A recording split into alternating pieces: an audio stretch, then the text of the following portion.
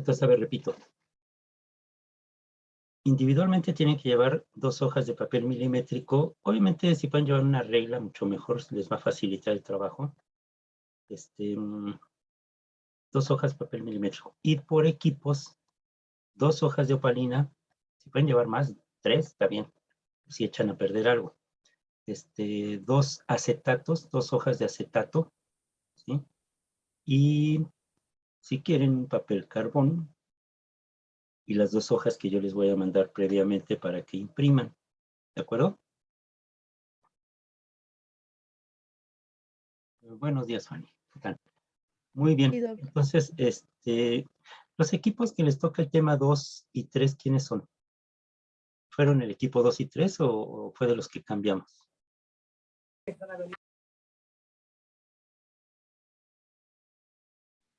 No, somos nosotros. ¿Sí? Ok. Sí. ¿Quieren compartir una presentación, una infografía o qué es lo que van a presentar? Es una presentación. Ok. ¿Ustedes la presentan? Sí. Sí. No sé quién de nuestros compañeros lo vaya a presentar, pero sí. ¿Son el equipo?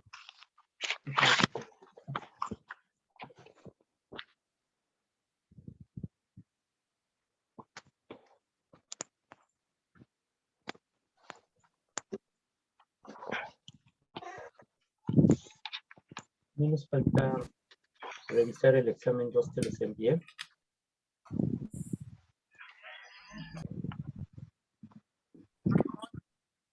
Ese examen era así como de muerte.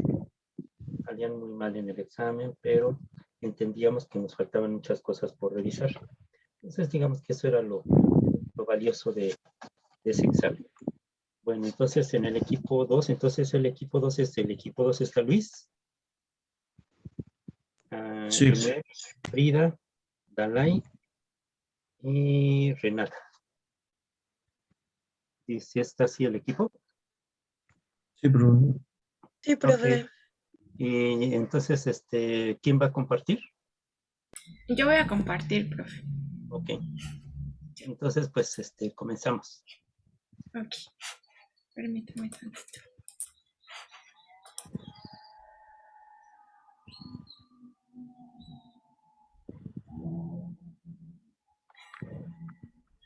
Una pregunta seria.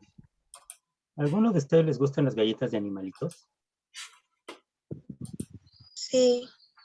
Durante un tiempo lo que hacía era que los que llegaban tarde, el último en llegar tenía que llevar al día siguiente galletas Marías o de animalitos. Pero además hay algo bien chistoso. A mí me gustan porque nunca sabes lo que te estás comiendo. O sea, no sé qué es, ¿no? Luego, otro, pues parece un rinoceronte, pero no sé si sea. Entonces, lo interesante es estar adivinando qué te estás comiendo. Entonces, eso es lo que me gusta. No, me gustan mucho las galletas de animalitos. Entonces, dice mi esposa que tengo gustos muy, pues muy chairos, ¿no? Muy comunes, pero pues son las que me gustan. A mí no me gustan, si tienen cremita y todo eso, no me gustan. Me gustan igual de pan, me gusta lo más simplón, un cocol o una semilla, que tenga menos adorno.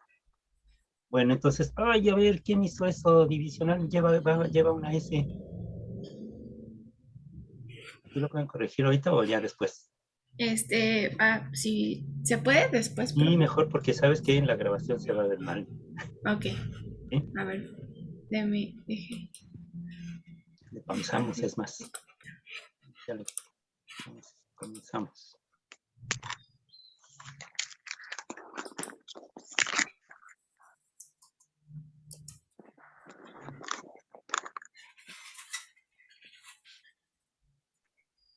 Si no se puede, pues comenzamos con la segunda, no hay problema.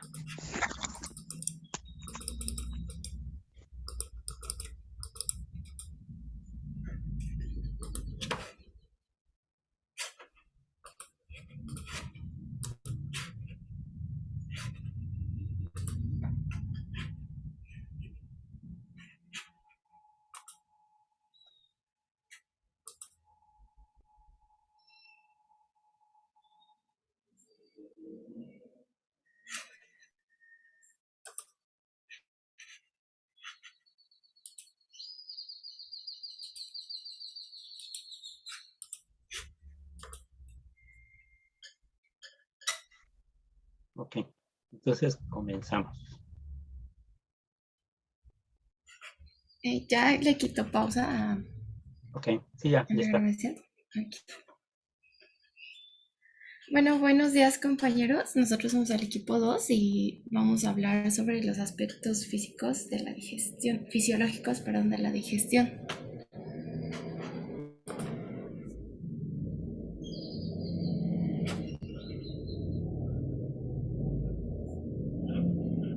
Bueno, pues, ¿qué es la digestión? La digestión es el proceso mediante el cual los alimentos y las bebidas que consumimos se degradan a nutrientes mediante un proceso donde van a actuar diversas hormonas, jugos gástricos, jugos biliares y sobre todo enzimas. Bueno, pues los diferentes tipos de nutrientes que el cuerpo los va a utilizar como fuente de energía para dar forma y mantener a las células y también para alimentar a las células. Y bueno, la digestión se va a dividir en dos fases. Vamos a tener la digestión mecánica y la digestión química. Cuando vamos a hablar de digestión mecánica, estamos hablando de del proceso en el que realizamos al masticar, al deglutir, al tragar y al expulsar estos alimentos, bueno, al desechar estos alimentos. Cuando estamos hablando de una digestión química, se está hablando de cuando se rompen los enlaces intramoleculares, que esto va a ser por enzimas, por jugos gástricos o por hormonas. Entonces vamos a hablar que es cuando el estómago va a realizar estos procesos químicos para poder tener una absorción de nutrientes. Bueno, pues la digestión va a comprender la mezcla de los alimentos a su paso a través del tracto digestivo, la descomposición química de las moléculas grandes a moléculas más pequeñas, y este va a comenzar en la boca cuando masticamos y va a terminar en el intestino delgado con la absorción de nutrientes y cuando vamos a expulsar estos alimentos. Y bueno, pues una vez absorbidos los nutrientes, estos van a ser transportados por la sangre hasta las células de todo nuestro cuerpo, hasta donde se van a requerir cierto tipo de nutrientes.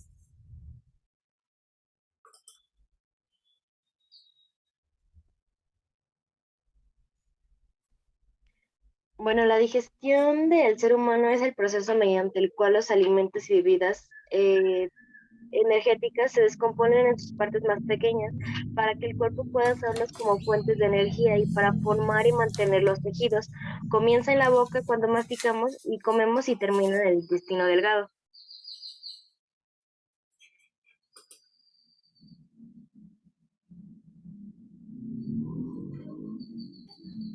Bueno, yo les voy a hablar de la cavidad oral. ¿Sí me escuchan? Sí, sí se te escucha. Sí, se escucha. Bueno, la cavidad oral, se podría decir que es una pieza importante del organismo, como se ha mencionado, y se encuentra ubicada en la cabeza. Forma parte del aparato hemastognático y es el punto de la digestión. Además, está constituida por partes como el suelo de la boca y por partes duras como las piezas dentales. Yo les voy a explicar un poco acerca de lo que es la cavidad oral. En su defecto es la boca. Está formada por carrillos, paladar blando, paladar duro y lengua. Las mejillas forman partes laterales de la cavidad bucal. Están recubiertos de piel y de mucosa. Los labios son pliegues cárneos que rodean la abertura bucal, rodeados de piel y de mucosa. El frenillo labial mm, también es una superficie interna de cada labio. Está fijada a su correspondiente encía. La boca está formada por mejillas, paladar duro, paladar blando y aquí en la boca tenemos una enzima muy importante que es la amilasa salival. Esta enzima es la que inicia en la boca con la degradación del almidón, con la maltosa, la maltotriosa y la alfa-dextrina. No sé si sepan, pero la saliva tiene un pH de 6,35 a 6,85. O sea, es ácida. También, mm, Bueno, del paladar duro y paladar blando. El paladar es la pared que separa la cavidad bucal de la nasal. Hay paladar duro, que es la porción anterior, el paladar blando, que es la porción posterior. El paladar duro está conformado por el techo de la boca, que son huesos maxilares y palatinos, que está también recubierto por mucosas. El paladar blando es la porción posterior, que está entre la orofaringe y la nasofaringe. También en la cavidad oral podemos encontrar lo que son las glándulas salivales.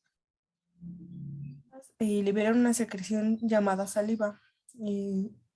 Existen tres pares de glándulas, que son las parótidas, las submandibulares y la sublingual. Las parótidas son las que están situadas delante y debajo de los oídos, entre la piel y músculo mesetero. También secretan saliva y son conductos parótidos. Las submandibulares, que se hallan en el piso de la boca y por debajo de la mandíbula. Las sublinguales, que como bien lo dice, están debajo de la lengua y por encima de glándulas mandibulares. También tenemos lo que es la lengua. La lengua es un órgano digestivo accesorio compuesto por músculo esquelético cubierto por mucosa y está dividido en dos mitades laterales simétricas. Tenemos aquí lo que son los músculos intrínsecos, extrínsecos y el frenillo lingual. Los intrínsecos son los que alteran la forma y el tamaño de la lengua para el habla y la deglución. Y los extrínsecos son los que incluyen el glioso, geniogloso y espinogloso. El frenillo lingual es el pliegue de la mucosa.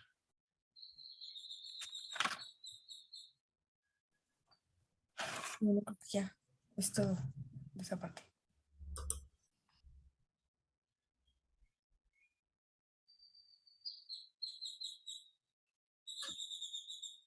Bueno, yo voy a hablar de la parte del esófago. Bueno, el esófago está recubierto de epitelio pavimentoso estratificado.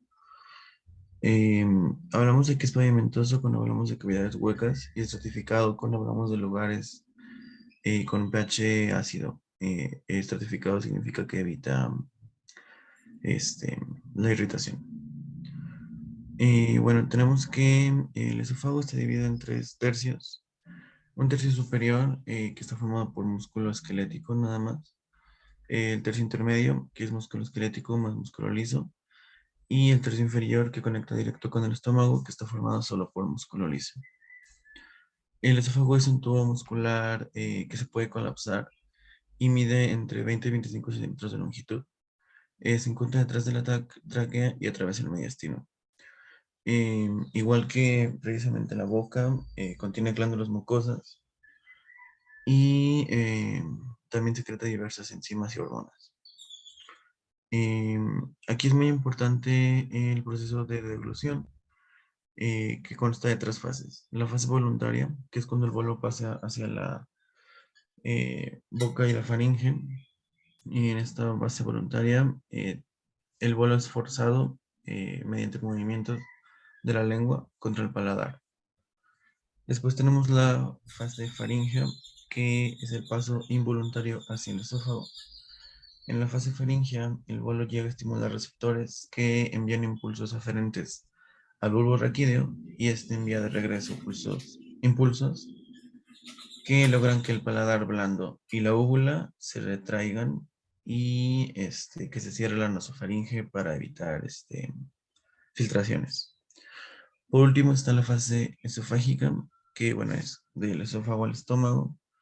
En esta fase tenemos 2 tipos de fibras musculares. Al principio están las fibras musculares circulares en el esófago superior y fibras musculares longitudinales en la boca del estómago. Las circulares hacen que se estreche todo el tubo y que el bolo vaya siempre hacia abajo, y las longitudinales hacen que se contraiga y expanda la boca del estómago para mejorar la entrada de bolo. Algo más que tengo que mencionarles es que el paso de alimento, cuando es sólido o semisólido, de la boca hacia el estómago a través del esófago, solo tarda de 4 a 8 segundos. Y cuando es blando, tarda un segundo, nada más. Listo.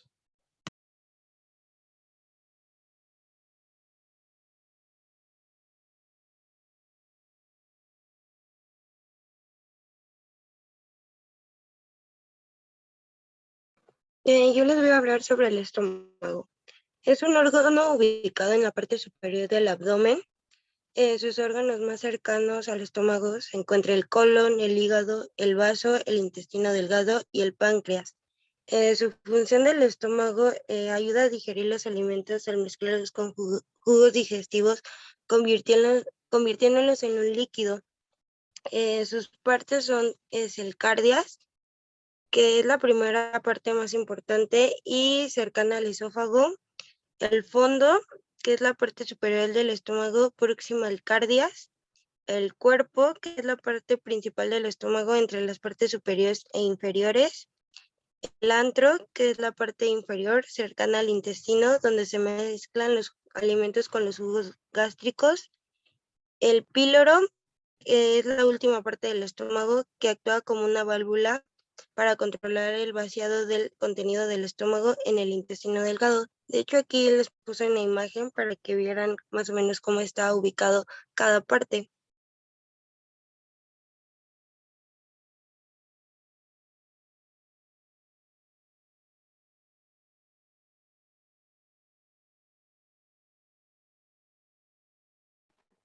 Bueno, yo les voy a hablar sobre el intestino delgado.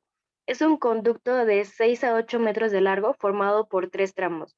El duodeno, separado del estómago por el píloro y que recibe la bilis procedente del hígado y el jugo pancreático del páncreas, seguido del yeyuno y por la parte final llamada ileón. El ileón se comunica con el intestino grueso o colon mediante la válvula ileocecal. El intestino delgado continúa la digestión de los alimentos hasta su conversión en componentes elementales apto para la absorción. Y aquí juega un papel importante la bilis, el jugo pancreático, que contiene amilasa, lipasa, tripasa, y el propio jugo intestinal secretado por las células intestinales.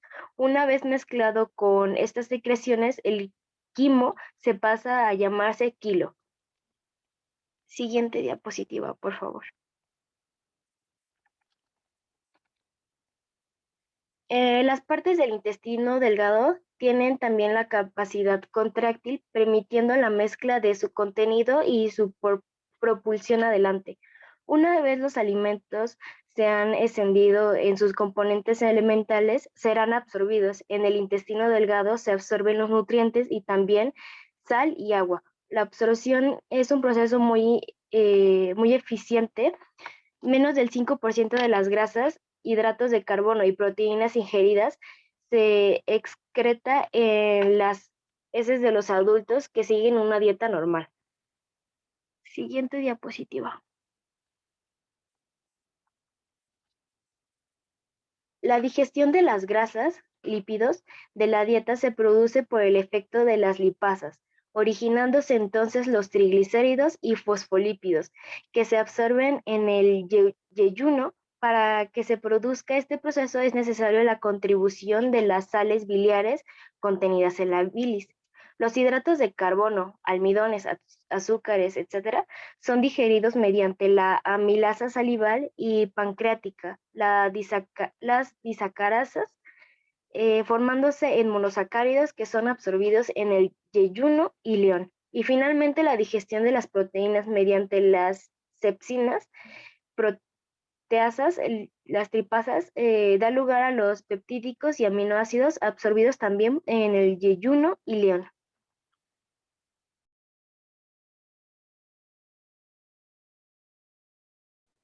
Bueno, por último tenemos al intestino grueso, que también se conoce como el colon.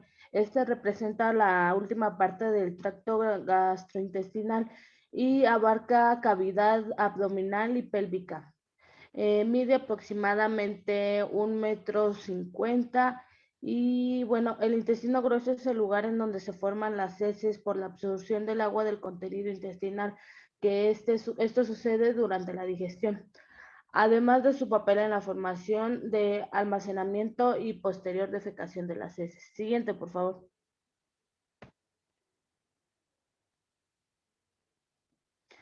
El intestino grueso se encarga de diferentes funciones que son muy importantes para el cuerpo humano, como la absorción de electrolitos, la propulsión del contenido intestinal, la formación de heces, el almacenamiento temporal y la defecación. Cumple funciones esenciales como descomponer ingredientes alimentarios no digeribles, producir vitamina K, promover la peristalsis intestinal y apoyar el sistema inmunológico. Siguiente, por favor. Dentro del proceso digestivo, el intestino grueso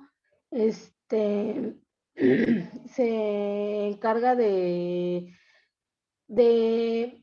procesar las diferentes, pues como, bueno, podría decirse como las sobras de lo que deja el intestino delgado, lo que éste no puede procesar para digerirlas y así pues expulsarlas. Siguiente, por favor. Mediante la eliminación intestinal se expulsa al exterior las sustancias que no pueden ser reabsorbidas por la sangre y que no son asimilables por el organismo.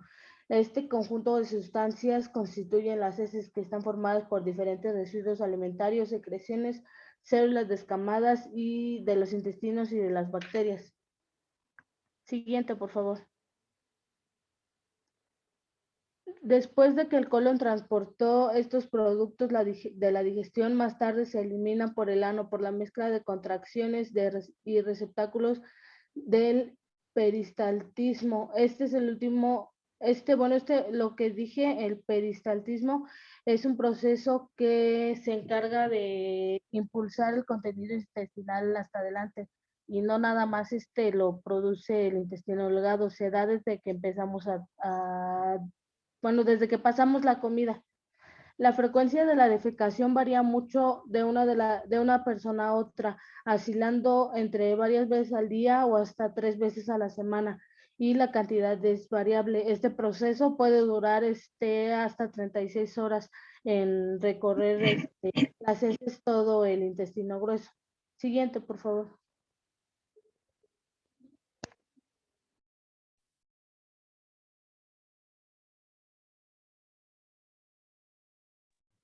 Bueno, yo les hablaré sobre la digestión de carbohidratos. Esta digestión de los hidratos de carbono comienza en la boca por medio de las enzimas proteínas activadas presentes en la saliva, como ya les había mencionado, que es las amilasas salivares, que actúan sobre los almidones, rompiéndolos en porciones más pequeñas e incluso en disacáridos. Luego, una vez en el estómago, los ácidos de esta inactivan la enzima de la saliva que metaboliza los glúcidos. Sin embargo, los alimentos ingeridos por lo general tardan hasta 1 hora antes de tener contacto con los ácidos del estómago, y los carbohidratos ya han sido trabajados en este momento por las enzimas de la saliva. Luego, los alimentos se mezclan con el ácido del estómago y la pepsina, que es otra enzima, para la digestión de las proteínas, se inicia y la digestión de los carbohidratos se suspende temporalmente.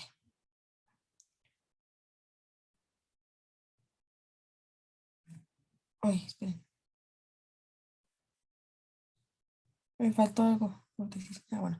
Luego, pasado el tiempo, pasa al duodeno, es rápido, que es la primera porción del intestino delgado, donde actúa otra vez la amilasa. Aunque no llega a romper todos los enlaces, lo que se consigue finalmente en el intestino delgado. De aquí, una vez convertidos en glucosa, pasan al torrente sanguíneo y a las despensas del cuerpo, es decir, al hígado y a los músculos, se almacena en forma de glucógeno para uso futuro. Después, estas reservas de que se disponen en el organismo no son limitadas y se agotan al cabo de ciertas horas. Es la razón por la que es fundamental que comamos regularmente durante el día. Listo.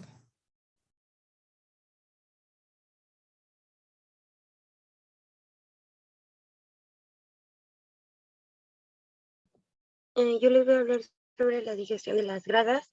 Aquí interviene el estómago en el proceso de digestión de las grasas debido a su acción agitadora que ayuda a crear emulsiones. Las grasas que entran en el intestino se mezclan con la bilis y posteriormente se emulsionan. La emulsión es entonces tratada por las lipasas segregadas por el páncreas.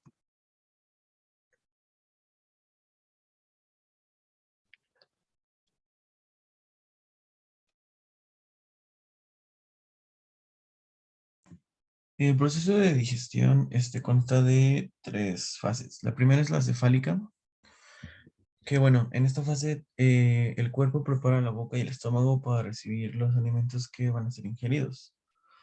En esta fase es muy importante la respuesta del hipotálamo, el truco encefálico, debido a que, bueno, por medio de impulsos que nos dan el olor, la vista, el pensamiento y el sabor, vamos a activar receptores neuronales.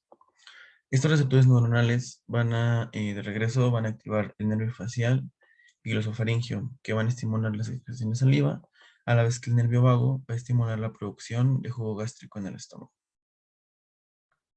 La que sigue, por favor. En la segunda fase tenemos la fase gástrica, que consta de 2 tipos de retroalimentación, la neural y la hormonal.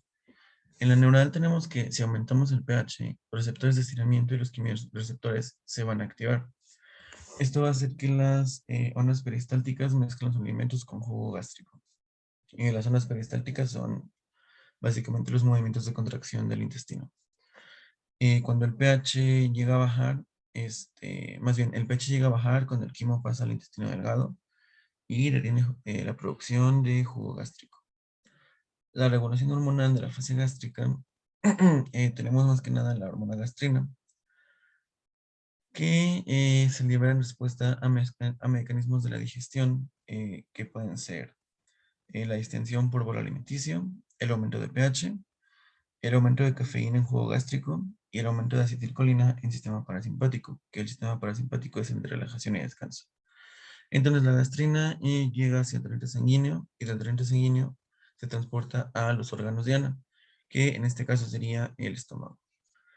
Los efectos de la gastrina son que aumenta el ácido clorhídrico, aumenta la contracción del esfínter esofágico y aumenta la motilidad. También la gastrina se llega a inhibir cuando el pH alcanza un nivel de -2, es decir, se vuelve superácido. La que sigue, por favor.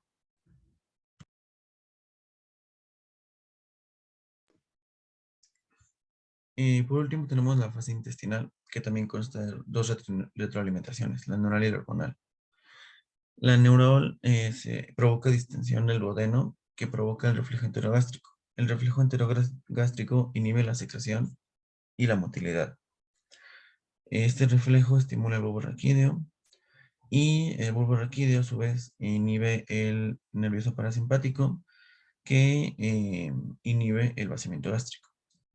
La regulación hormonal consta de colecistocinina, que aumenta el jugo pancreático. Y la secretina inhibe el jugo gástrico y estimula el jugo pancreático. Aquí me faltó poner que la colecistocinina trabaja en conjunto con la secretina para mejorar, ¿cómo se llama? Para mejorar los efectos de la regulación hormonal. Listo.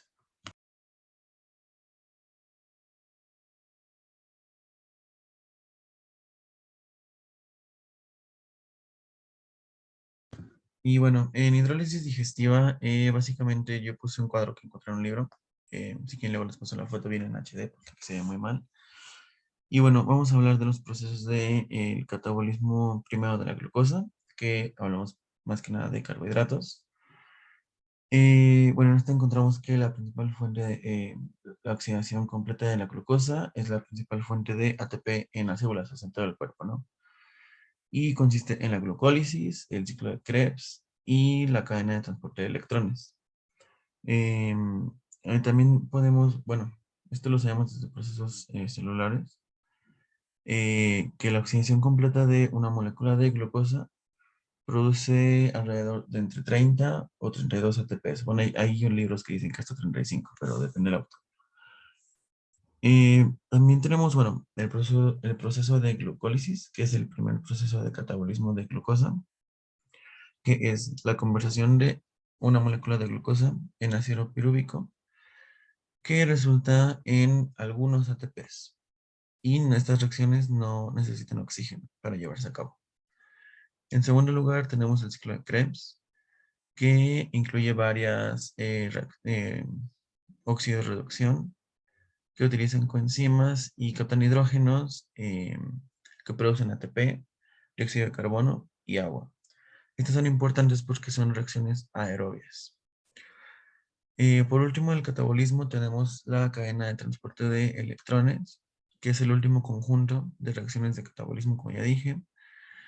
Y también son reacciones de oxidorreducción en las cuales los electrones van de un transportador hacia otro y luego hacia otro y hacia otro. Por eso es una cadena. Y aquí es donde se produce la mayor parte del ATP. Y aquí, ahora sí, las reacciones necesitan de oxígeno para llevarse a cabo. Terminando con el proceso de hidrólisis de carbohidratos, tenemos el anabolismo de glucosa, en que podemos destacar que parte de la glucosa se convierte en glucógeno por la glucogenogénesis. Y se almacena para un uso no inmediato, para producción de ATP. El glucógeno es reconvertido en glucosa y luego a su vez se convierte en aminoácidos, glicerol y ácido láctico. Y esto es la gluconeogénesis, porque les dan un nuevo uso. Después tenemos el proceso de hidrólisis de los lípidos, que también se divide en catabolismo y anabolismo de triglicéridos. Los triglicéridos se degradan a glicerol y a ácidos grasos. El glicerol se puede convertir en glucosa o se puede catabolizar por glucólisis. Y, bueno, los ácidos grasos a su vez se catabolizan por medio de la enzima acetilcoenzima A, que entra al ciclo de Krebs para la producción de ATP. O también se llega a convertir en cuerpos cetónicos. Esto es importante en la diabetes, por ejemplo. Tenemos el anabolismo de triglicéridos, que, bueno, la síntesis de triglicéridos a partir de glucosa se denomina lipogénesis. Y los triglicéridos en la fase de anabolismo se almacenan en tejido adiposo. Por último, la hidrólisis de proteínas. Primero en el catabolismo tenemos que los aminoácidos se oxidan por el ciclo de Krebs a través de la desaminación y el amoníaco que resulta de esto se convierte en urea que va directo al hígado, pasa a sangre y se excreta en la orina.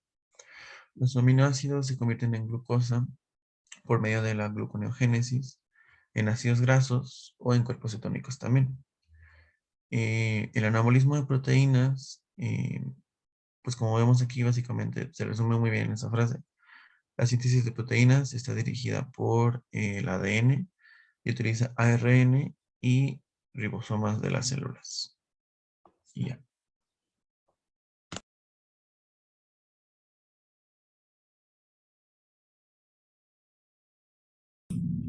Bueno, pues yo les voy a hablar sobre las enzimas y cuál es su papel de las enzimas en la digestión. Bueno, pues las enzimas digestivas, estas son las que van a romper los polímeros presentes en los alimentos en moléculas más pequeñas. Y bueno, pues para que puedan ser absorbidos con facilidad, estas enzimas digestivas se encuentran en la saliva, en el jugo gástrico, en los jugos pancreáticos y en las secreciones intestinales.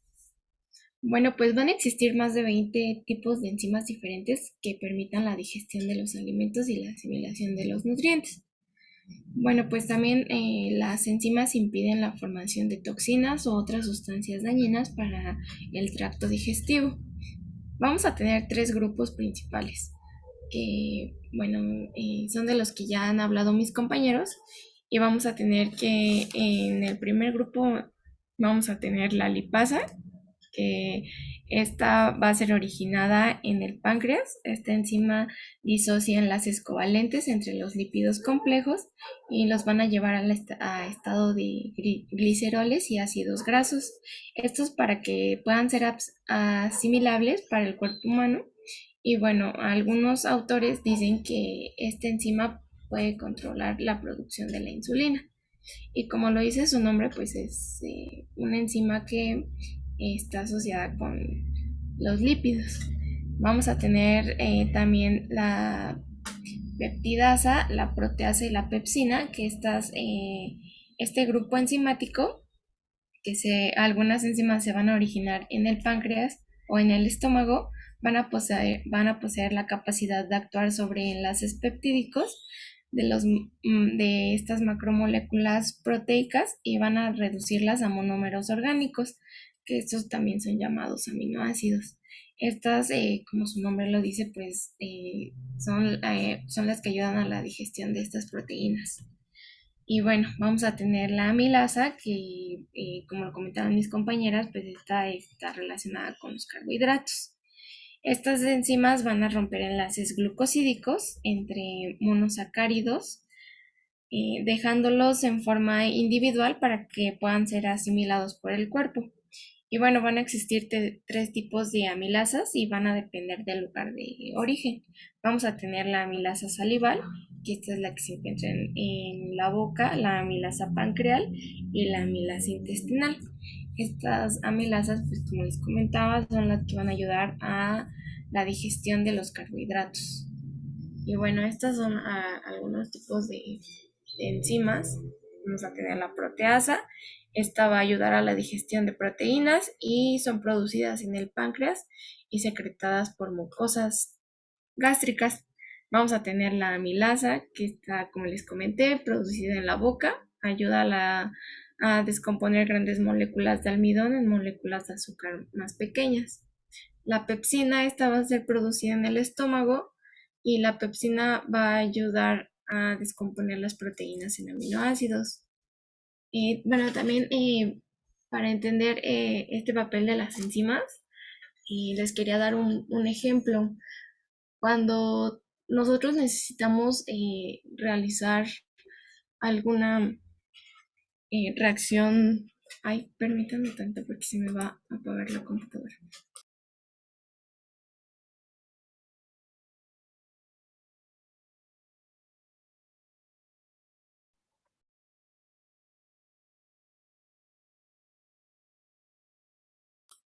Ya. Bueno, cuando nosotros necesitamos realizar alguna ecuación matemática, necesitamos de una fórmula. Y solo esa fórmula nos va a dar como este resultado correcto. Entonces, de la misma forma, las enzimas van a estar como vamos a tener que estas enzimas van a ser un papel único para que puedan ayudar a la digestión. O sea, cada enzima, perdón, va a tener un papel específico y no van a estar como revueltas. Entonces cada una va a tener un papel específico en esta absorción de nutrientes.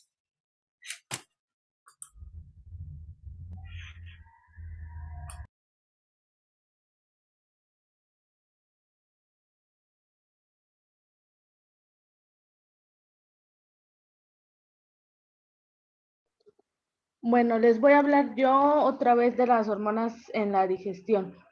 Las principales hormonas que controlan las funciones del aparato digestivo se producen y se liberan a través de las células de la mucosa del estómago y del intestino delgado. Estas hormonas se liberan en la sangre del tracto digestivo, regresan al corazón por las arterias y de nuevo hacia el aparato digestivo. Estas estimulan la producción de jugos digestivos y provocan el movimiento de los órganos. Siguiente, por favor.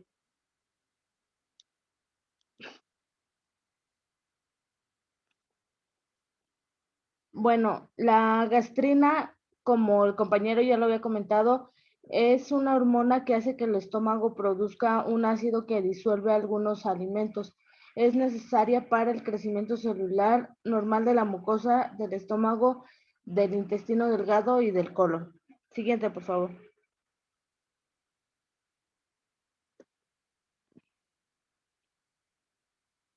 Después tenemos a la secretina.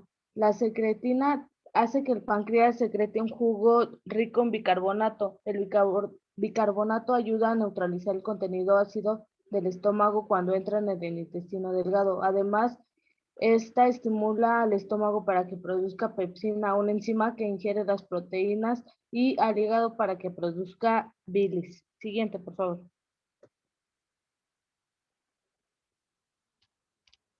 Por último, tenemos la colecistoquinina. Esta hormona hace que el páncreas produzca las enzimas del jugo pancreático y hace que la vesícula biliar se vacíe. También este fomenta el crecimiento normal del páncreas. Siguiente, por favor. Y bueno, yo encontré que existen otras dos hormonas que se encargan de regular el apetito, o sea, como provocar el hambre, podría decirse. La grelina, esta se produce en el estómago y en el intestino delgado, y esta estimula el apetito cuando ya no hay alimentos en el aparato digestivo. Y el péptido YY, que se produce en el tracto digestivo en respuesta al alimento que inhibe el apetito. Y pues ambas hormonas actúan sobre nuestro cerebro para regular el consumo de alimentos y así poder obtener energía. Y siguiente, por favor. Y pues ya por nuestra parte sería todo. Muchas gracias por su atención.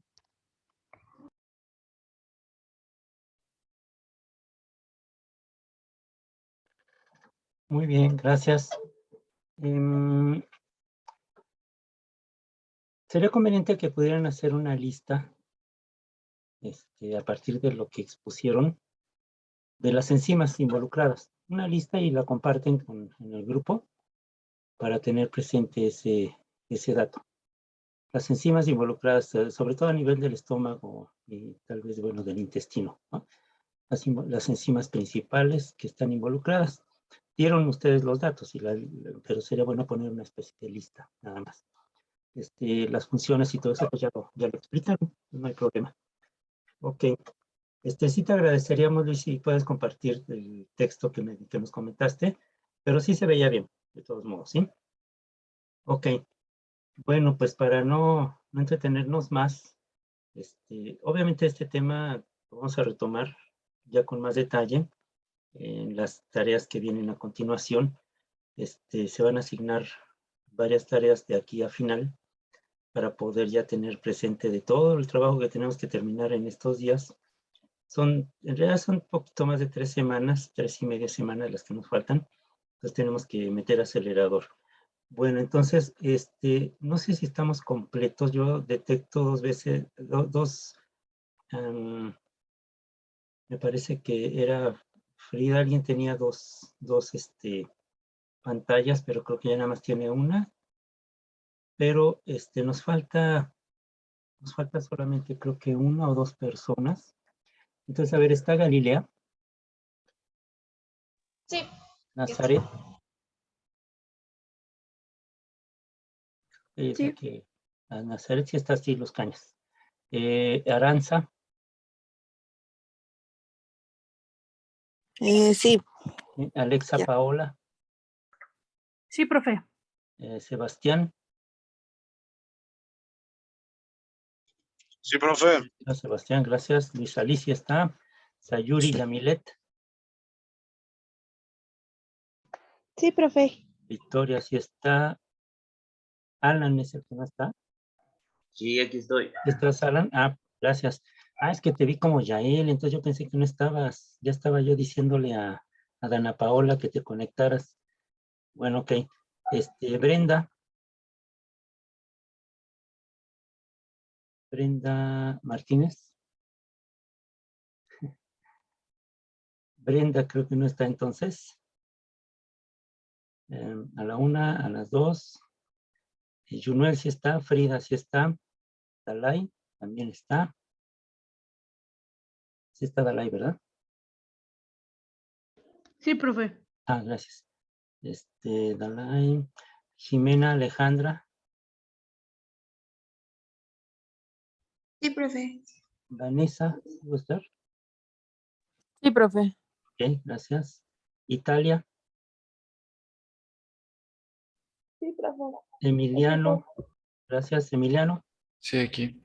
Luis Daniel, Sí, profe. está Leslie, perdón. Sí, profe. Sí. Gracias, Quetzali, Sí, profe. Ani, Sí, profe. Ani, ¿sí está? Sí, ok. Dana Paola, está Aide María, Sí, profe. Aide y Renata. Ok, solamente entonces Aquí nos falta estoy. Brenda, ¿no? Brenda Evelyn, es la que falta.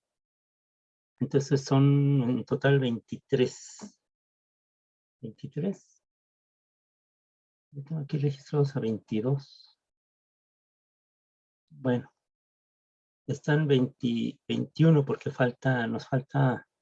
Entonces no sé si alguien tiene dos pantallas, porque tengo aquí a 24 conmigo y son 22 ustedes y resulta que aún así de todos nos falta Brenda, entonces no sé cuánto, si alguien tenga doble pantalla. A ver, no, ¿verdad?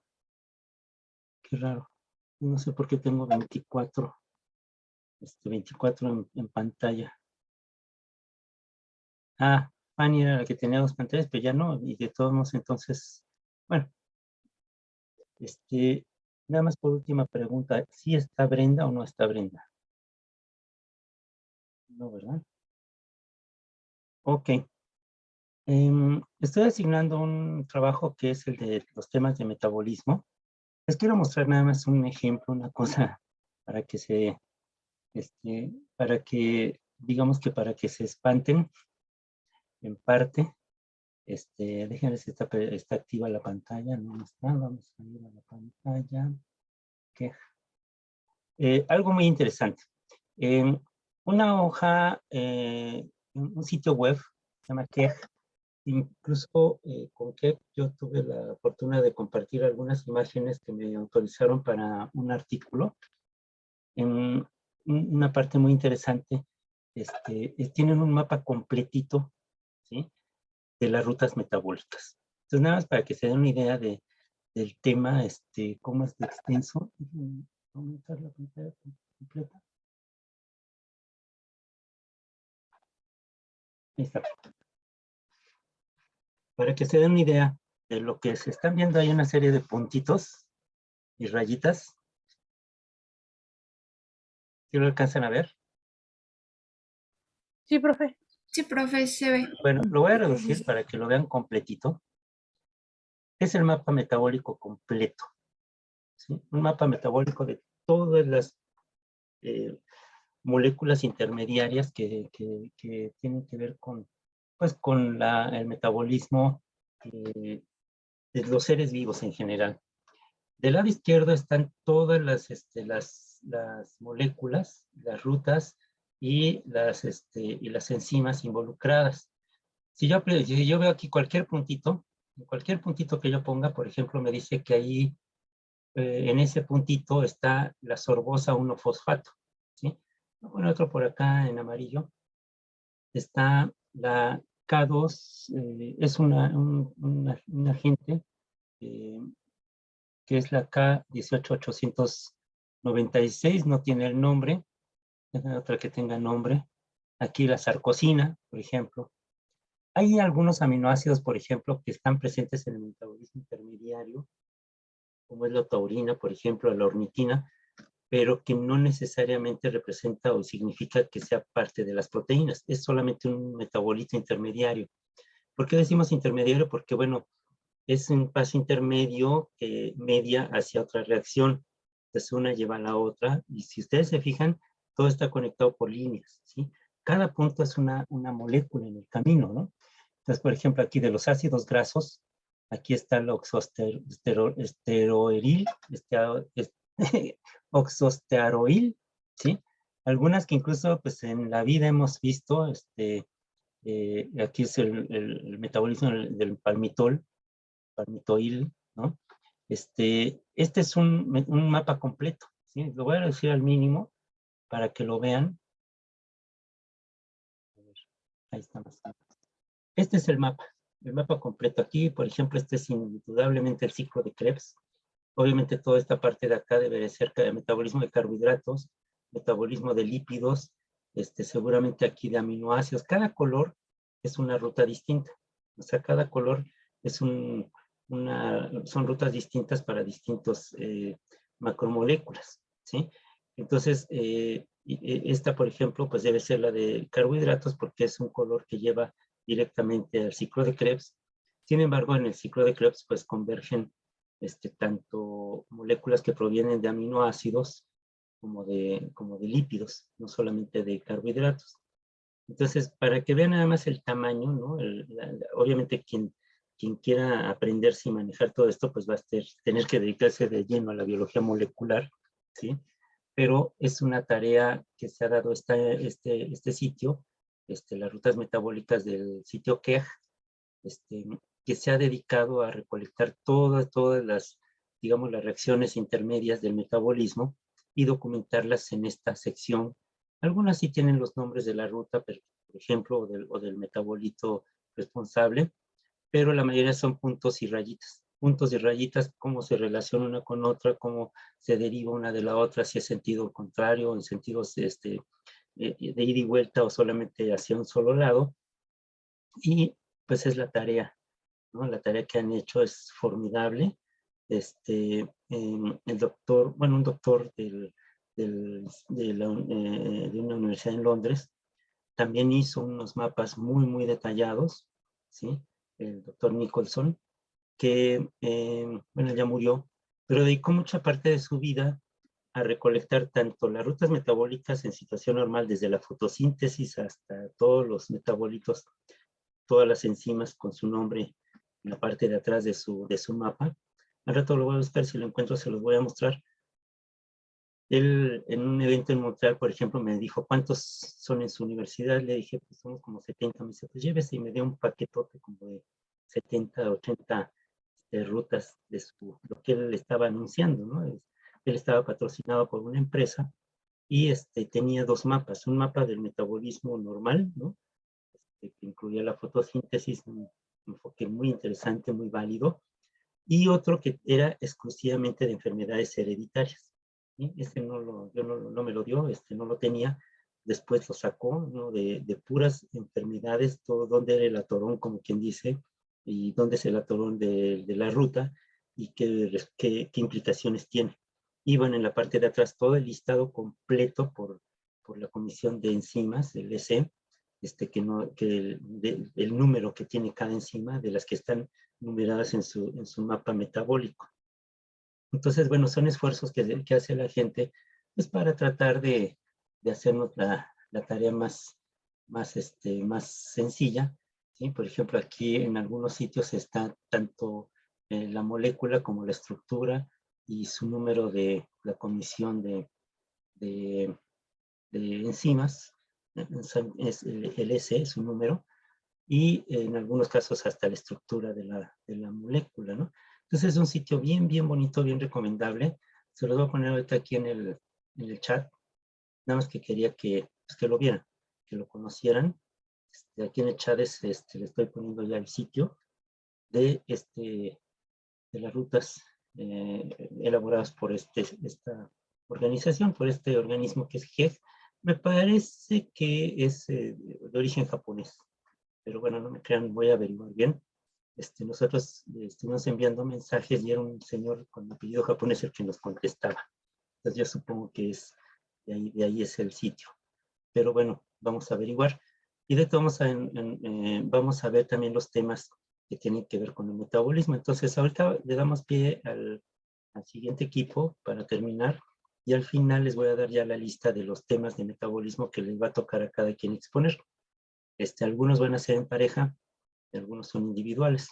Entonces, ahorita al final de la presentación lo vamos a ver. El equipo 3, supongo que es el equipo 3 formalmente, que está conformado por Victoria, está Vanessa, está Luis Daniel y Quetzali. Quetzali y Aide. ¿Sí? Sí, profe. ¿Quién va a compartir? Sí, profe. Yo. Luis, ok. Adelante entonces.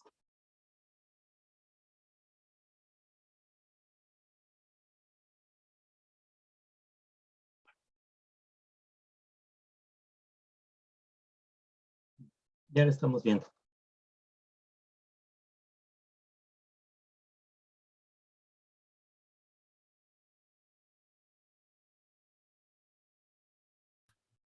Hola, buenos días. Nosotros les vamos a hablar de la fotosíntesis.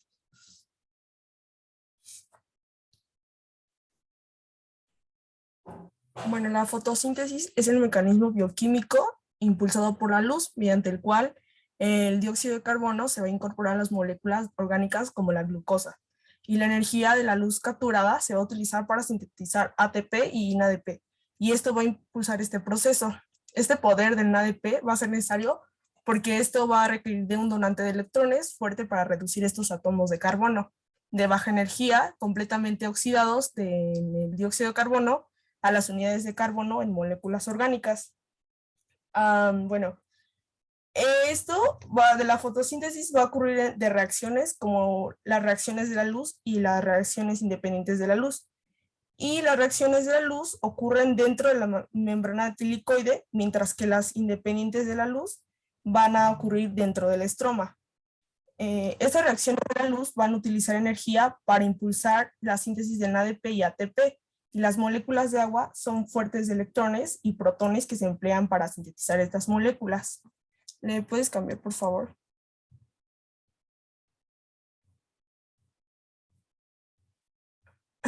Ay.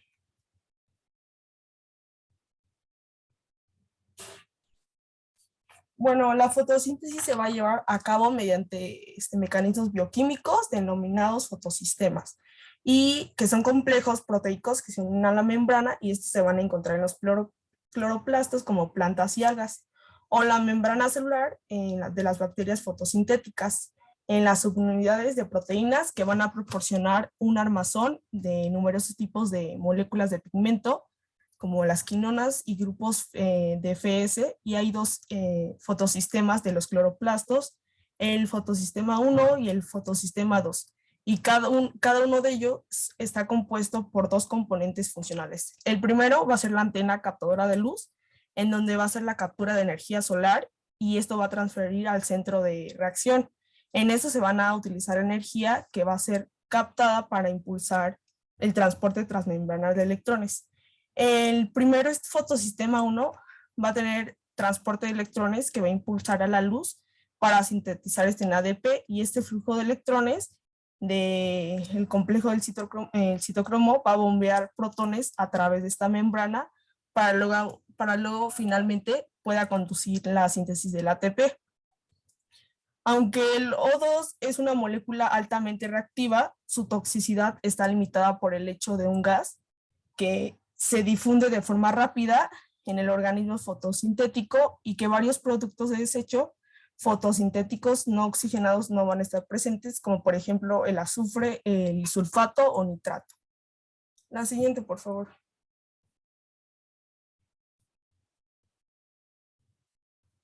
La clorofila y cloroplastos. En la fotosíntesis va a comenzar a absorber la energía luminosa las moléculas de pigmento especializadas, y la clorofila son moléculas de pigmento verde que se parecen al GEM, y la clorofila va a desempeñar el papel principal de la fotosíntesis, que es la absorción de la energía luminosa, que esta va a impulsar de forma directa eventos químicos, y también va a participar en la captación de luz, en donde este proceso es mediante el cual esta energía se va a absorber y se va a canalizar a un centro de reacción.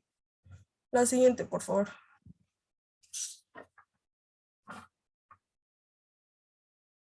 Bueno, en la estructura del cloroplasto tiene membranas internas y externas, y una tercera membrana que se va a formar dentro del estroma acuoso rico en enzimas que se van a disponer por sacos aplanados. A esto se le llaman tilicoides, y una pila de tilicoides se va a denominar grano. Esta membrana de tilicoide se va a comunicar, pero no en pilas, y a esto se le llama lámina estromal. Estos cloroplastos son de manera sustancial más grandes que las mitocondrias vegetales y su estructura se va a formar en bastón de aproximadamente 1500 nanómetros de largo y 500 nanómetros de ancho.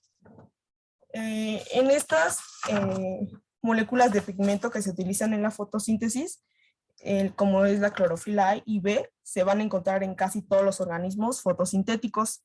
Van a poseer una estructura cíclica compleja a la cual se le llama porfirina. Y la clorofila posee un grupo metilo unido al anillo 2 de la porfirina, mientras que la clorofila B tiene un grupo aleido que se fusiona al mismo sitio. Esta feofitina va a ser similar a la estructura de la clorofila y bueno, la cadena del fitofol se va a extender y va a anclar esta molécula de la membrana. Además de eso, participa la luteína y el caroteno beta, que son los carotenos más abundantes en donde se van a encontrar las membranas tilicoides. La siguiente, por favor.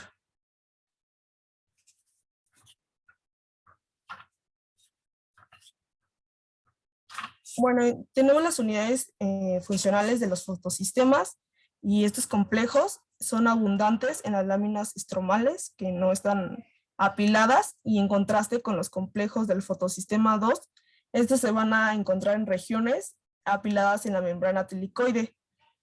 Bueno, el citocromo se ubica en ambas áreas de la membrana tilicoide y el ATP sintasa se va a situar en la membrana tilicoide que va a estar en contacto con el estroma.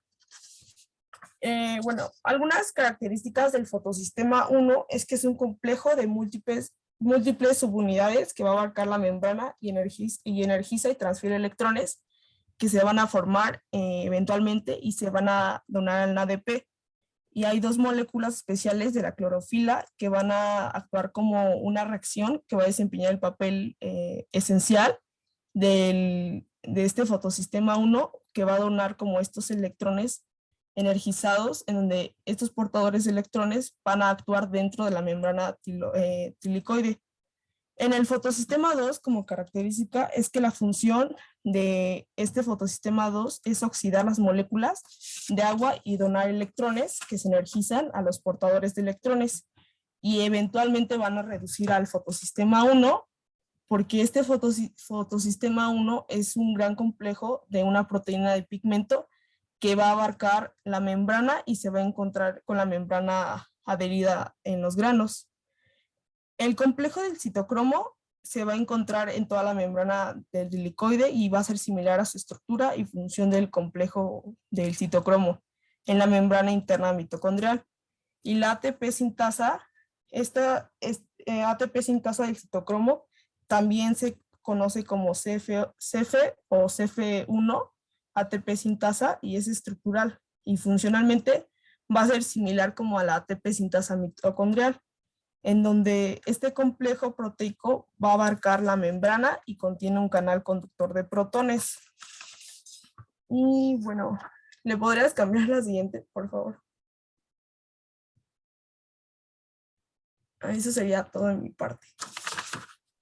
Bueno, como sabemos, la luz es primordial para que suceda la fotosíntesis. Y bueno, el Sol emite energía en forma de radiación electromagnética que se propaga por el espacio en forma de ondas, algunas de las cuales chocan en la Tierra. De los casi 178,000 teravatios de energía solar que llegan a la Tierra cada año, solo una fracción, aproximadamente 100 teravatios, es capturada por los organismos fotosintéticos. Vamos a hablar de algunas propiedades físicas de la luz, que son la longitud de onda. Esta hace referencia a la distancia de la cresta de una onda a la cresta de la siguiente. La amplitud, que es la altura de una onda, y la frecuencia, que es el número de ondas que pasa por un punto en el espacio por cada segundo. Aquí tenemos una imagen que explica la frecuencia, que son los ciclos sobre segundo de Hertz. ¿A qué sigue, por favor? Hablando sobre algunas propiedades, el espectro electromagnético nos dice que los rayos gamma que tienen longitud de onda pequeña tienen mucha energía. La luz visible es la porción del espectro a la cual son sensibles los pigmentos visuales de la retina ocular. Las moléculas de pigmento de los cloroplastos también son sensibles a partes del espectro visible. La que sigue, por favor. En la longitud de onda, hablamos que para todo tipo de radiación, la longitud de onda multiplicada por la frecuencia equivale a la velocidad de la radiación, donde tendríamos esta ecuación y se reacomoda en longitud de onda igual a velocidad de la radiación sobre frecuencia. Por lo tanto, la longitud de onda depende de la frecuencia y la velocidad de la onda. La longitud de onda de la luz visible va de 400 nanómetros, que es la luz violeta, a 700 nanómetros, que es la luz roja. La que sí. Además de comportarse como una onda, la luz visible y otros tipos de radiación electromagnética muestra propiedades de partículas como masa y aceleración. La observación de Einstein de que la energía tiene masa o que la energía es igual a sobre la masa multiplicada por la velocidad de onda al cuadrado se aplica al fotón. Cuando la luz interactúa con la materia, lo hace en paquetes discretos de energía llamados fotones. La energía de un fotón es proporcional a la frecuencia de la radiación, donde energía es igual a la constante de Planck, que es 6.63 por 10 a la menos 34 joules por segundo por la velocidad de la luz. La que sigue, por favor. Y bueno, de acuerdo con la teoría cuántica, la energía radiante puede absorberse o emitirse solo en cantidades específicas llamadas cuantos. Las moléculas complejas a menudo absorben energía con varias longitudes de onda. Por ejemplo, la clorofila tiene un espectro de absorción con picos amplios y múltiples, en donde la región azul es a violeta y la región roja. Las longitudes de onda que no se absorben son visibles para el hombre, por lo que una solución de clorofila o una hoja se ve verde.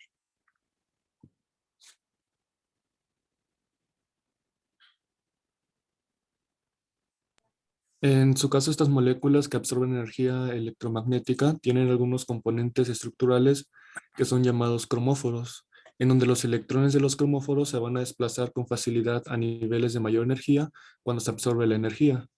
Estos cromóforos visibles casi siempre tienen cadenas largas con enlaces dobles, conjugados y algunos anillos aromáticos.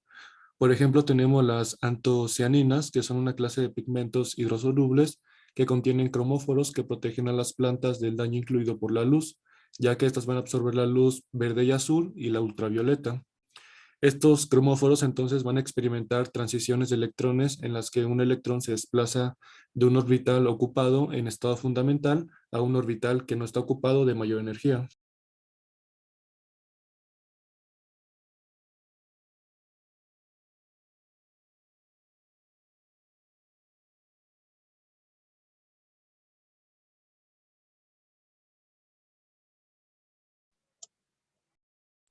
Entonces tenemos la excitación del cromóforo. Por ejemplo, si una molécula de cromóforo, en este caso la clorofila, absorbe un fotón de luz visible, su energía va a aumentar por el movimiento de un electrón a un orbital molecular más alto. Sin embargo, una molécula estimulada puede regresar a su estado fundamental si libera la energía como emisión, es decir, como fluorescencia, o igualmente lo puede ser por el calor. Esta molécula estimulada también puede donar su energía de la excitación a una molécula vecina, que es llamada aceptor de energía de excitación, o bien puede donar su electrón a un aceptor electrónico.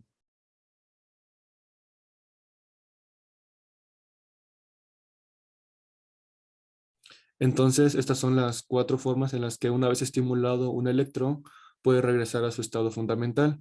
Tenemos la fluorescencia, que es en el estado estimulado de una molécula, va a decaer cuando emite un fotón. Y esta degradación fluorescente puede ser muy rápida y puede ocurrir hasta en 10 a 15 segundos. También tenemos la transferencia energética por resonancia, en la que la energía de la estimulación se transfiere a un cromóforo próximo y puede ser mediante la interacción entre los orbitales moleculares que están adyacentes. Tenemos la oxidación-reducción, en el que un electrón estimulado pues, se transfiere a una molécula vecina. Y finalmente tenemos la degradación sin radiación, en el que la molécula estimulada se degrada hasta su estado fundamental mediante la conversión de la energía de la estimulación en calor.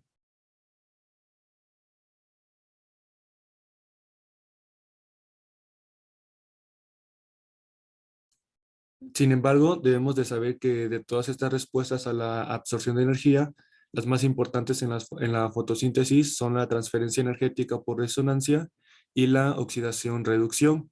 En su caso, la transferencia energética por resonancia tiene una función esencial en la captación de la energía lumínica mediante las moléculas que son de pigmentos accesorias. Al final, la energía que es absorbida y transferida por los complejos captados de la luz van a llegar a estas moléculas especiales de clorofila que son P700 y P680, que son en los centros de la reacción de PC1 y PC2 respectivamente. Cuando estas moléculas se estimulan, se conocen como P700 con asterisco y P680 con asterisco. Tanto P700 como P680 van a ser donadores de electrones, ya que pueden ceder con facilidad un electrón a una molécula aceptora específica. En su caso, P700 transfiere un electrón al aceptor electrónico A0, que es una molécula de clorofila A, y P680 transfiere su electrón a una molécula de feofitina A. El espacio electrónico que queda entre P700 y P680 oxidados se ocupa con un electrón de una molécula que es donadora. Y finalmente la plastocianina va a ejercer una función en PC1 y el agua en el PC2. Y cuando la fluorescencia también va a participar en la fotosíntesis. Y esto se debe a que cuando la absorción de la luz rebasa la capacidad de los fotosistemas para transferir energía, los fotones se emiten de nuevo mediante un mecanismo que es protector.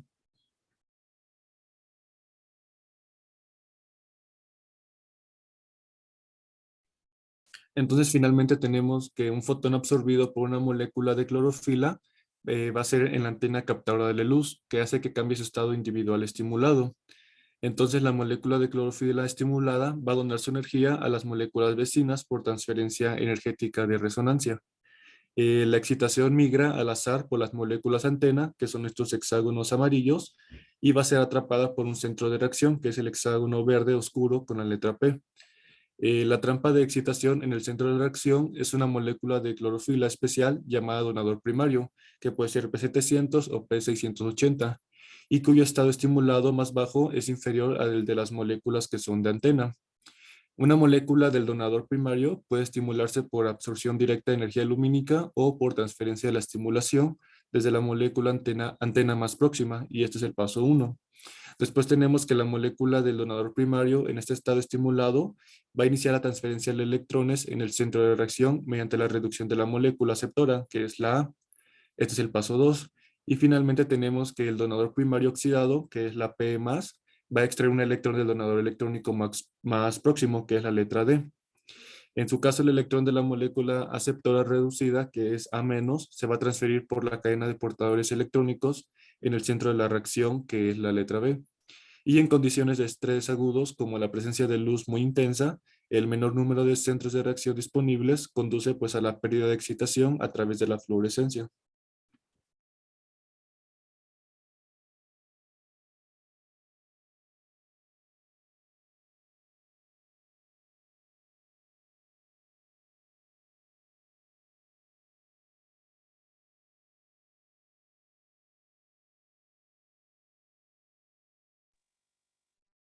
Bueno, ahora yo les voy a hablar sobre las reacciones de la luz. Estas reacciones ocurren en la membrana de la tilacoide de los organelos llamados cloroplastos. Bueno, las especies que generan O2 requieren de los fotosistemas 1 y 2. Las especies que viven sin oxígeno pueden usar complejos semejantes a PSI o PSI2. Al funcionar en serie, los dos fotosistemas acoplan la oxidación de las moléculas de agua introducida por la luz con la reducción de NDP positivo. La siguiente, por favor. Bueno, las reacciones dependientes de la luz usan energía lumínica para formar dos moléculas, las cuales son necesarias para la siguiente etapa de la fotosíntesis. Y bueno, estas moléculas son moléculas de almacenamiento de energía, ATP, y el portador de electrones reducido, que es NDPH, Y bueno, las reacciones dependientes de la luz ocurren en las granas de los cloroplastos. La siguiente. Sí, mira, cuando está NADH, NADPH y así FADH, está reducido.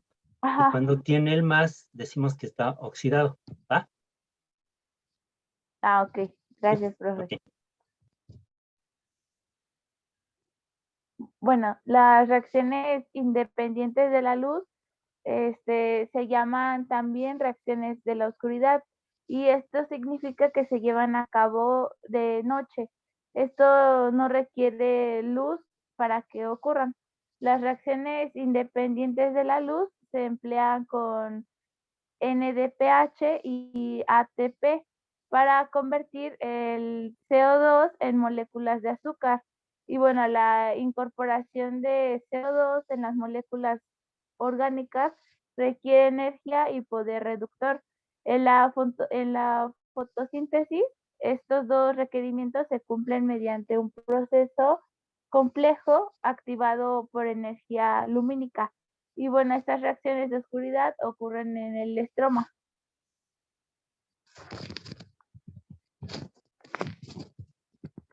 La siguiente.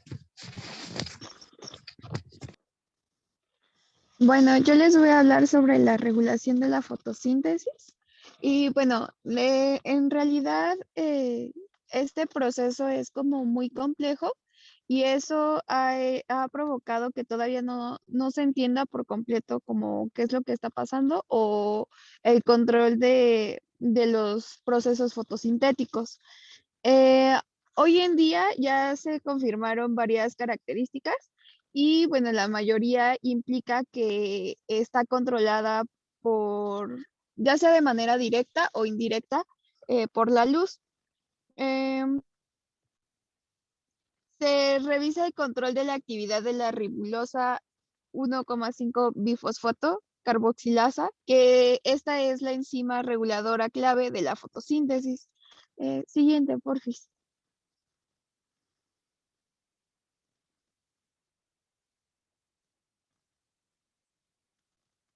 Y bueno, el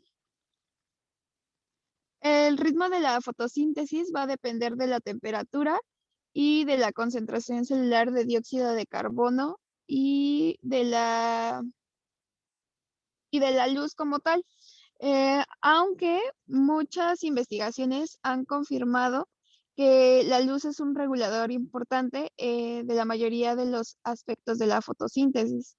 Muchos de los efectos de la luz en las plantas están medidos por cambios en la actividad de las enzimas clave, como en las células vegetales, tienen enzimas que participan en varias vías competitivas.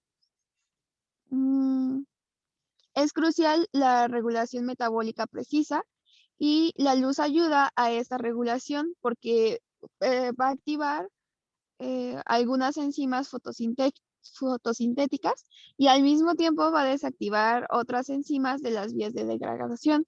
Algunas de esas vías es el fitocromo, que es una proteína con un cromófero sensible a la luz roja que existe en dos formas. Esas son PR y PFR.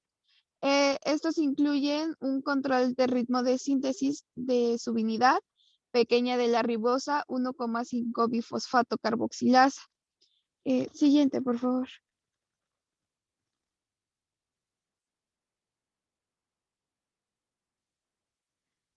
También puede afectar el pH y bueno, esto porque durante las reacciones a la luz, los protones se bombean a través de la membrana tilacoide, desde el estoma a la luz tilacoidal. Conforme el pH del estroma aumenta de 7 a cerca de 8, se alteran las actividades de varias enzimas.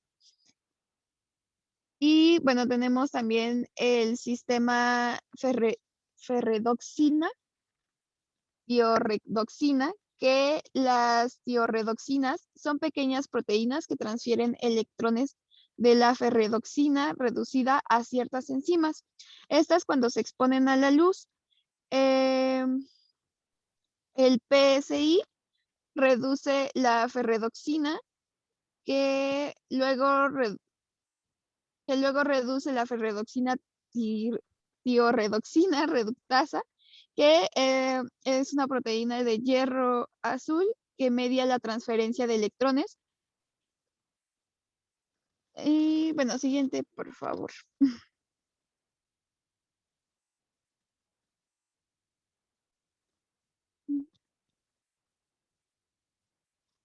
Y bueno, finalmente tenemos el control de la ribosa 1,5 bifosfato carboxilasa, que está regulada por cambios estimulados por la luz en la expresión genética, concentraciones iónicas y modificaciones covalentes. Los genes de rubisco que se encuentran dentro del cloroplasto, y el núcleo se activan con el aumento en la intensidad de la luz. Una vez que la subunidad S se transporta del citoplasma al cloroplasto, ambas subunidades se ensamblan para formar la holoenzima.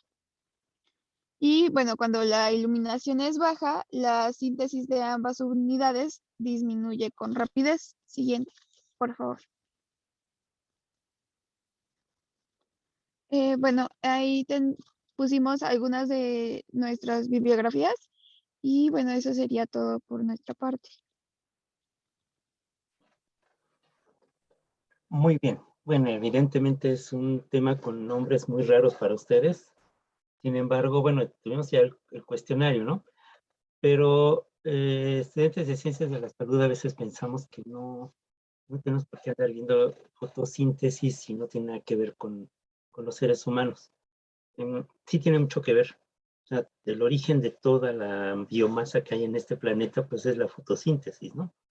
En primera, en segunda, pues digamos que de ahí surge todo el flujo de energía en la biosfera. Y además es un tema que, por ejemplo, ¿por qué vemos las plantas verdes? ¿No? Es lo que decían. Pues porque lo que absorbe la fotosíntesis son los colores azul y rojo, y lo que no absorbe es lo que vemos. Quiere decir que la vista nos engaña. Una pregunta filosófica, ¿no? ¿De qué color es la naranja antes de partirla? Entonces dices, bueno, pues debe ser naranja. No, o sea, no lo sabemos porque en el momento en que tú partes la naranja y le da la luz, en ese momento en que incide la luz y absorbe cierta longitud de onda y la otra no la absorbe, la refleja, vemos el color. Quiere decir que lo que vemos es lo que se refleja, no lo que es el color en realidad. Y lo vemos claramente, por ejemplo, si ustedes ven los árboles en otoño, sobre todo en la parte norte de Europa y de América, digamos, desde Massachusetts hacia el norte, ¿no? Y en Europa, prácticamente en toda Europa. Ustedes ven los bosques, sobre todo los árboles que tienen hojas grandes, no los pinos, los árboles de maple, por ejemplo, y todos esos, en otoño cambian de color, ¿sí? Es padrísimo porque en otoño ves los árboles rojos, cafés, o sea, las hojas rojas, cafés, amarillas, de muchos colores. Resulta que esos colores siempre están ahí presentes, ¿sí? Son diferentes pigmentos. Sin embargo, la clorofila es tan presente que es lo que vemos principalmente. El ojo se engaña y ve principalmente el color verde porque es el que predomina. Cuando la clorofila deja de ser activa en el otoño, ya no es tan activa, decae, es cuando se hacen evidentes los otros colores que siempre han tenido las plantas, pero que la clorofila no nos permitía ver, ¿no? Entonces, la vista engaña. Y la vista tiene diferentes, el ojo tiene diferentes células que captan la luz, que captan los colores. La rodopsina, por ejemplo, es sensible a la luz. Y esa rodopsina está presente en una bacteria, las bacterias que se llaman bacteriorhodopsina, las ciertas bacterias cromóforas, que tiñen de rojo, por ejemplo, la carne salada. Cuando caen encima de esa carne, aunque esté salada, sobreviven ahí. Son las halofitas que les permite vivir en un medio totalmente salado, y secretan este pigmento rojo, que es la rodopsina, la bacteriorhodopsina, perdón. Nosotros en el ojo tenemos rodopsina, que es la que permite notar los cambios en la iluminación. Entonces, quiere decir que, bueno, también desde el punto de vista evolutivo, vemos cómo en realidad nosotros como humanos somos una especie de saco de bacterias, ¿no? Entre las bacterias que tenemos en la piel, en el intestino y en todas las partes del cuerpo, pero también nuestro origen común, pues son las bacterias, ¿no? Y tan es así que muchas de las moléculas involucradas en el metabolismo son la misma en bacterias que en la ballena azul, ¿sí? Nosotros tenemos, por ejemplo, toda la ruta de la glucólisis, es una ruta ancestral, una ruta muy vieja, muy fósil, ¿no? Digamos una ruta metabólica fósil desde el momento en que está presente desde las bacterias más rudimentarias hasta nosotros.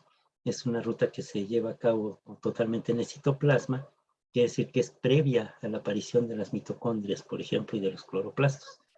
Entonces, quiere decir que nuestras rutas metabólicas, por ejemplo, el ATP, es la moneda energética que utilizó la naturaleza por conveniencia y por economía, ¿sí? Para la síntesis, para nuestras reacciones metabólicas, para dar energía, es la misma ATP, el mismo ATP para todos los seres vivos en este planeta. Entonces, ese es un indicativo de un ancestro común. Y bueno, pues de ahí venimos, efectivamente venimos, pues todos, ¿sí? A ver si podemos, que dejen de compartir. Ok. Bueno, si pueden dejar de compartir, no sé quién está compartiendo. Ah, ya, gracias. Bueno, está asignado ya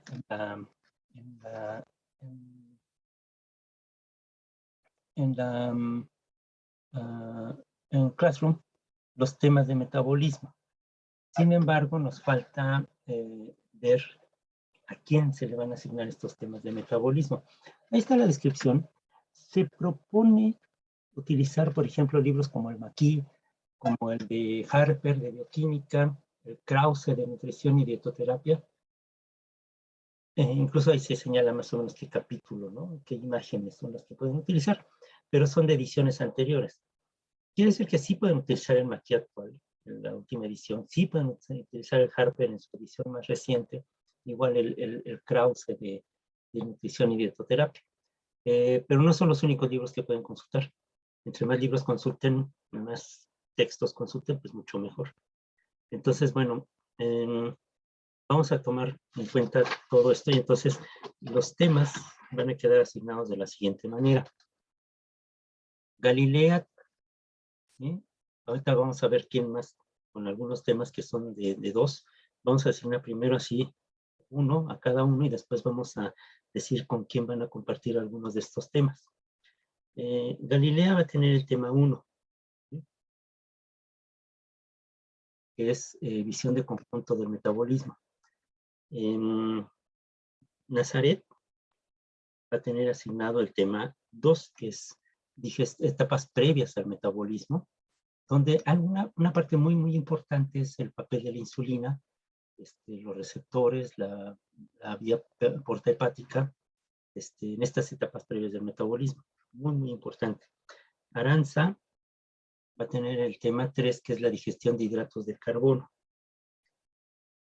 Está grabándose para que recuerden cuál es el tema que le corresponde.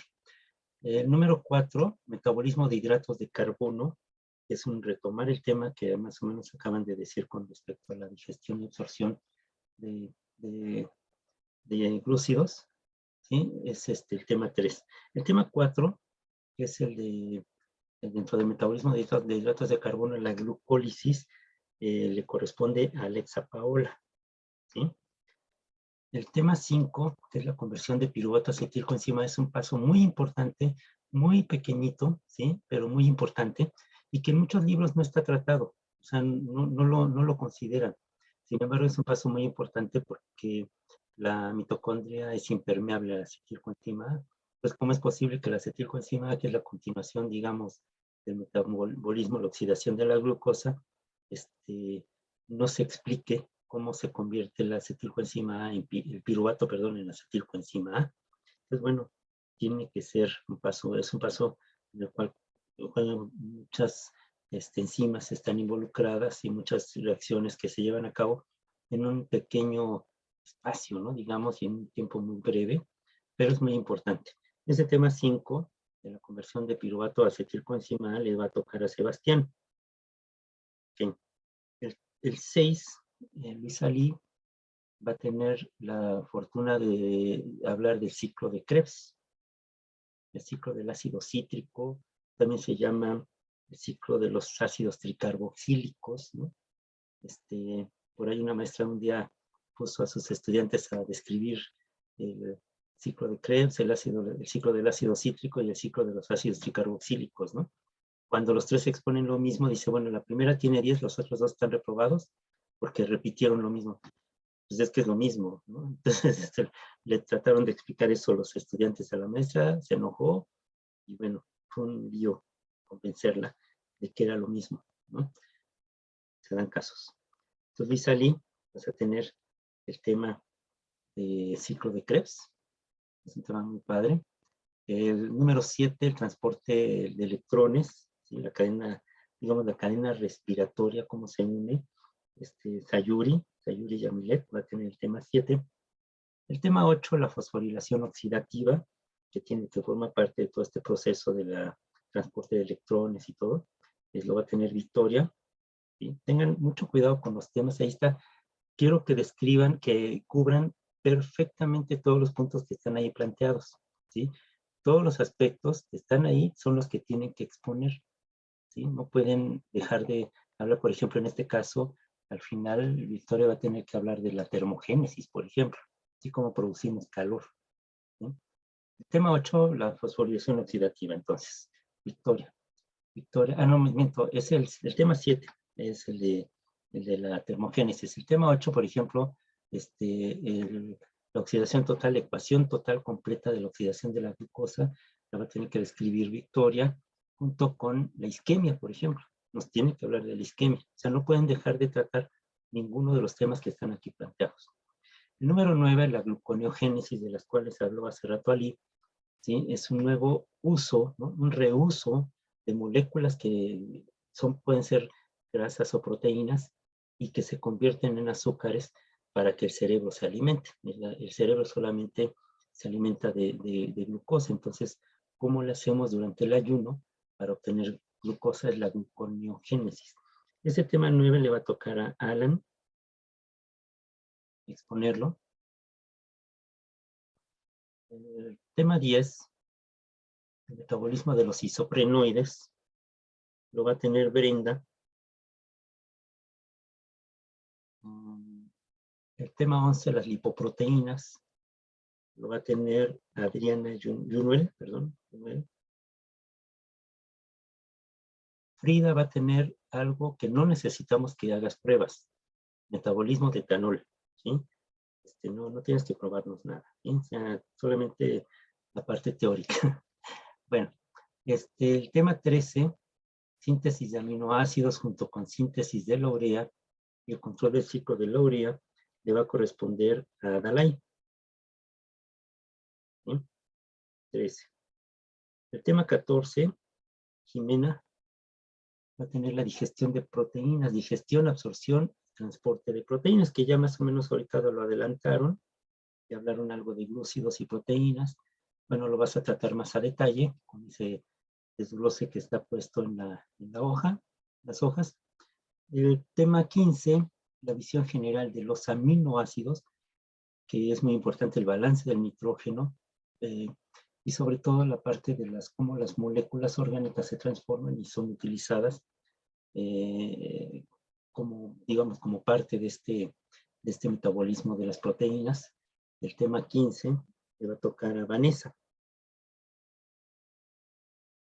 El tema 16, la integración del metabolismo como una visión general del metabolismo, división del trabajo y algo muy importante, el ciclo alimentación-ayuno. Cómo pasamos de esta alimentación, después cómo lo que almacenamos podemos utilizarlo y después cómo tenemos que retomar al día siguiente, romper el ayuno para poder recuperar el metabolismo normal. Le va a tocar a Italia. Es un tema muy interesante tanto para médicos como para nutriólogos. El tema 17, el catabolismo de los esqueletos carbonados de los aminoácidos, es un tema también muy, muy importante. El catabolismo de los esqueletos carbonados de los aminoácidos, ¿sí? el tema 17 le toca a Emiliano. Y Luis Daniel, el tema 18, que es la beta-oxidación, ¿sí? Ya está detallado. Los temas que son dobles, ¿sí? Entonces ahora vamos otra vez a repetir algunos de los temas. Junto con Galilea, Leslie va a exponer el tema 1, que es las dos van a hablar de la visión de conjunto del metabolismo.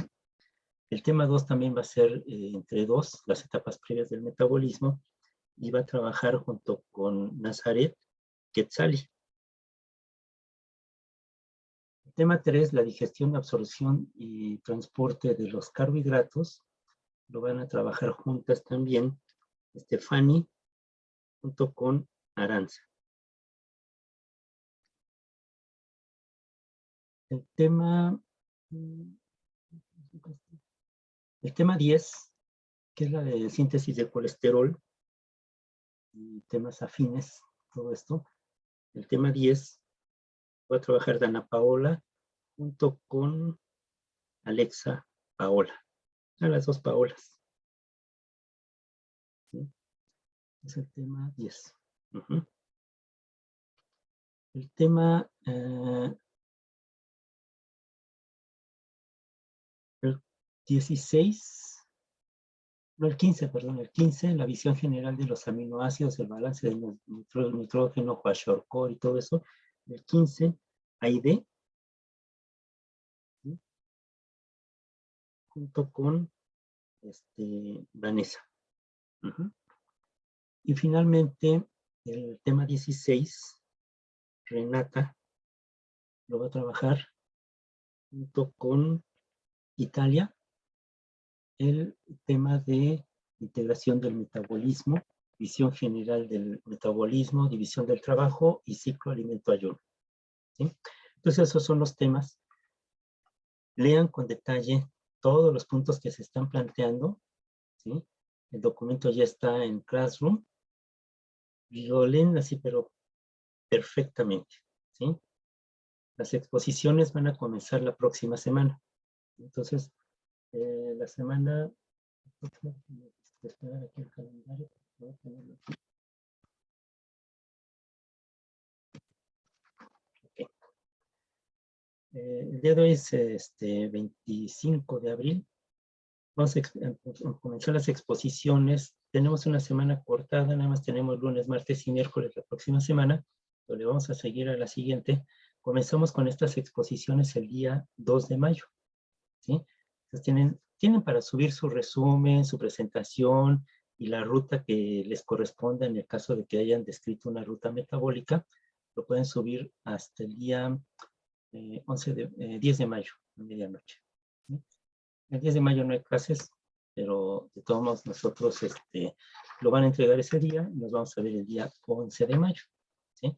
Entonces vamos a seguir, a lo mejor no terminamos y nos vamos a seguir toda esa semana. Se van a empatar algunas cosas, entonces vamos a tener que dividir el trabajo entre unas y otras cosas. Entre una de las tareas que van a hacer este fin de semana es leer un pequeño cuentito de un boxeador y vamos a platicar. El cuento se los voy a mandar también, se llama Por un bistec. ¿Sí? Y finalmente, bueno, nosotros tenemos que entregar actas a más tardar el día 27 de mayo. Es el último día para entregar actas. Yo espero que estemos terminando antes, pero tomamos el día que termine el trimestre, supuestamente es el 19 de mayo. Ese día vamos a hacer se les va a entregar un examen para hacerlo en casa. Y ese examen que lo hacen en casa, lo pueden hacer en equipo de neuronas o en equipo de personas, ¿sí? Pero van a tener que trabajar muchísimo, es un examen. No se vale dividir las preguntas, todos van a resolver las preguntas, pero yo le puedo preguntar a cualquiera de las preguntas y me la tiene que contestar él, no decir, no, es que ese no me tocó, le tocó a fulano. No, todos se tienen que involucrar, todos tienen que estar involucrados en el examen, aunque haya uno hecho una de ellas, tiene que leer las respuestas de los demás y revisarlas que estén bien, ¿sí? Y entonces, si le toca la 10 y él tuvo que hacer la 8, él me tiene que contestar la 10, ¿sí? Entonces va a ser un examen a casa. Este es un examen pues, muy extenso, muy complicado, pero van a tener todo el fin de semana desde el 19 de mayo hasta el día 23 para entregarlo. ¿Sí? Entonces lo van a entregar, lo vamos a comentar en el salón. Es un examen muy padre, muy padre porque los va a tener muy entretenidos y van a aprender muchísimas cosas. Y van a aprender a manejar bases de datos de proteínas, van a utilizar una base de datos que es de enfermedades genéticas hereditarias, una base que se llama OMIM, Online Mendelian Inheritance in Men. Son las enfermedades hereditarias, ¿no? en el hombre. Van a trabajar con esa base de datos, van a entregar la estructura terciaria y cuaternaria de alguna proteína, y también se les va a asignar una proteína que van a exponer todos en un día. Van a tener 3 minutos para exponer su proteína, la van a presentar, pero van a tener que utilizar muchas bases de datos también, algunas de esas del examen que van a entregar. Ese día 23 o a más tardar el 24 van a entregar tanto su bitácora como su proteína. La van a presentar en cosa breve, 2-3 minutos, nada más pueden llevar la imagen y platicarnos todo sobre la proteína que les sea asignada.